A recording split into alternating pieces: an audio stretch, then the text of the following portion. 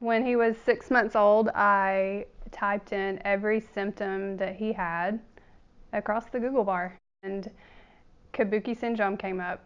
And I can remember sitting there reading about it, and I was like, this is him. Like, this explains everything that's going on with him.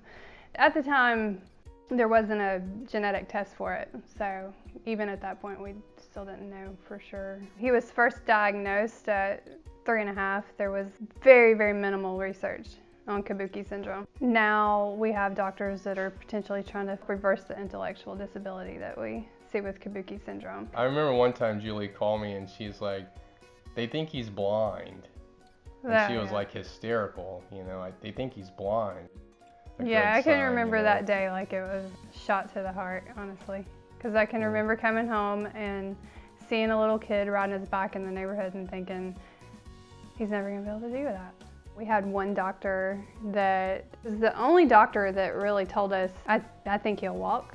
One day he will walk, because there was many doctors that didn't give us a lot of hope. And I actually sent him a video the other day of Christian walking, and I said, you were the one doctor that told us that he would walk one day. And he responded and was like, thank you so much for saying that. I was like, well, it just stuck in my head. You were the one doctor that gave us a little bit of hope that one day, that said he's strong, he will walk one day. I mean, his biggest obstacle is his physical disability. So, I mean, walking, you know, the fact that now finally at 9, he's taken some steps is the biggest accomplishment thus far.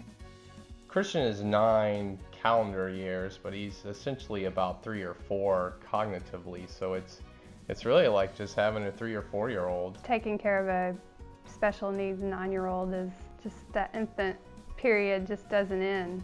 So you don't get to tell him to pick out his clothes and put them on, you know, it's more of us doing those daily living activities.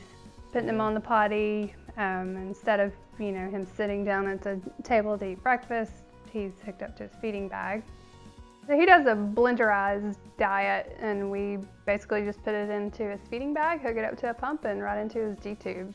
It takes about 30 minutes for lunch. Christian's very fun. Yeah. The early years were very hard, and it was just pretty much the unknowns, like not knowing what medical obstacle we were going to have to go through next. Or we're going to have to hand him off to another doctor for surgery, you know. But now it's fun. Like, he enjoys going and doing normal things, like going to the movies, going, you know, for a walk down the street, going for a stroll, for a hike. Like, he enjoys going to do normal stuff, so it's fun for us now, you know. Yeah, he knows when he's going on vacation, so you just tell him he's headed to the beach, and he loves it. He's excited.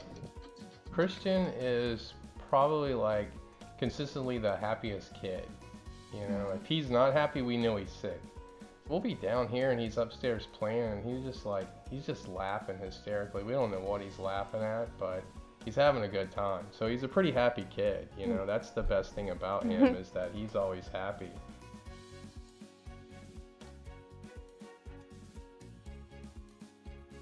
Takes a lot of patience from the beginning. I think I can remember thinking, like, he's never gonna get this. For instance, like sitting up. He didn't sit up till he was 2.5. So I remember thinking, man, I'm never gonna be able to just sit him down on the floor. Like, he's never gonna get it. And then he got it. You know, crawling. He didn't crawl till he was 4. So same thing. Like, it just seemed like, and I keep telling myself over and over on each new thing that we work on, when I feel that coming back into my head, thinking that he's not going to get it, like, I just think he will. There is no manual for special needs mothers. That's the truth. But I mean, honestly, like, no one ever expects to have to go through it. You just learn. Yeah. You know, you're not given a choice, because it's a hard world, but you learn. The hardest part probably is all the paperwork and all the stuff that goes on behind the scenes to actually even to get your kid what they need. You have to own it and you have to accept it. You can't deny it or, you know, get bitter or frustrated from it. I think you just have to, and that comes to each person in their own time, but I think, you know, you have to be willing to accept it.